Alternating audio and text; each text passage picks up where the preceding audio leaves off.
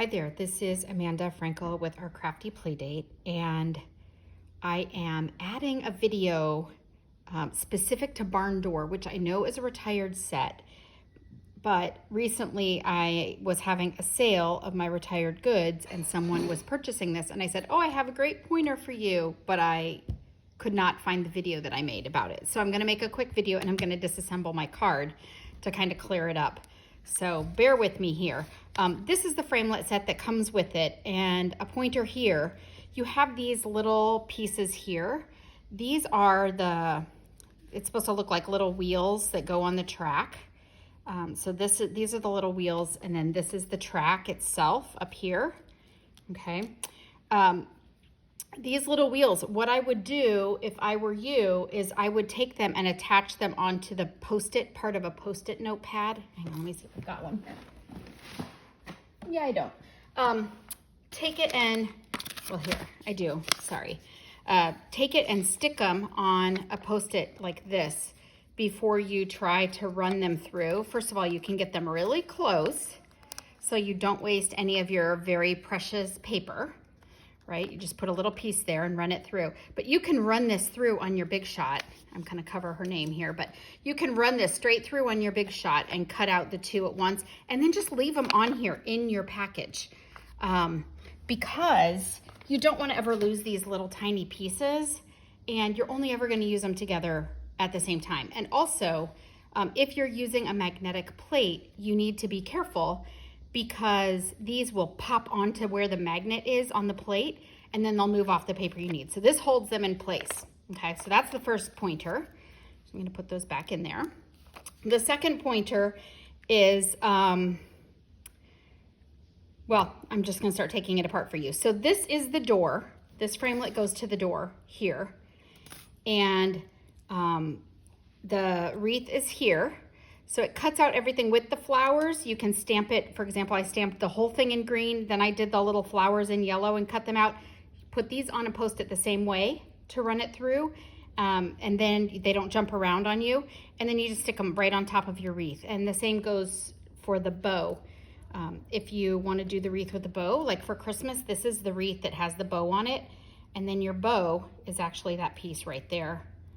Well, hard to see when I'm moving around, but that's your bow that you would glue on there. Like if you were gonna do this in green and this in red, that's how you would do that. Okay, moving on. So what I did here is I cut a panel so that I can emboss it with the wood door. This piece right here, I'm gonna tell you, is 4 1/4 by 2 1/2. The reason that's important is that tells you kind of where to place this. This piece right here is the one that has your track. See, this is the track that is cut out here, this hole, okay? And so you wanna make it longer than that hole so that it sticks out a little bit so that when you slide your door all the way to the edge, you can cover it and you can stamp on either side of the door. Makes sense? All right, for the sliding part, this is super important. I have seen a bajillion videos, that's not a real term, just so you know, don't go using that. Where they use washers behind here to make it slide, or pennies, which is fine, but if you're gonna do that, it gets really heavy because you're using maybe 2 pennies on this side, 2 pennies on that side, 2 pennies on this side, 2 pennies on that side. It's a heavy card. My card is actually really lightweight, and here's the way that I did it. I'm gonna take this off now, so don't freak out. This card is going to be ruined, but that's okay. I might be able to just pop it out. Oh, I can, look at that. All right, let's see if I can pop out the bottom too. I can. Okay, what I did is I attached washers, not washers, I'm lying to you, window sheets. This is window sheet. Don't try to use flimsy non-Stampin' Up! Window sheets here. You want heavy duty window sheets, or you can use other plastic that you cut, like from a lettuce container, you know how they come in those boxes. You could use that, but that's a lot of work.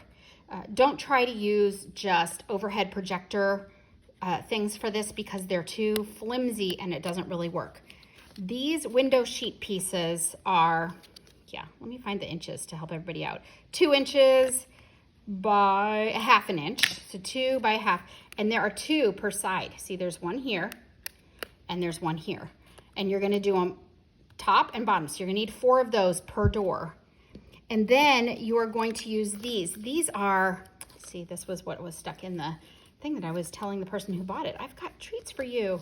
These are the, they're made by Stampin' Up, and they are the strips that are like dimensionals. They're adhesive strips. They're sticky on 2 sides. This top piece peels off like that. It's a little piece of paper. And then they're sticky on the bottom. And they are 1 1/4 inches. All right, so you're gonna need 1 for each window sheet, and you're just gonna peel this off, center it on a window sheet, like this, okay, kind of centered. Nobody's gonna see this. Do it as straight as you can. Try to make sure it's centered from edge to edge, all right? And then before, like I stuck this panel down and I don't wanna have to yank it off, but before you put this panel on, you would just put that in there. I can slide it in this way because it worked. All right, so it's in there, and it's not gonna go past this edge, okay? So you're going to put it all the way to the edge like this, and then you're gonna peel off the top piece, like that, and throw it on the floor. That's what I do. And then just center this. You can see the edge of the window piece there. Just center this on here like this.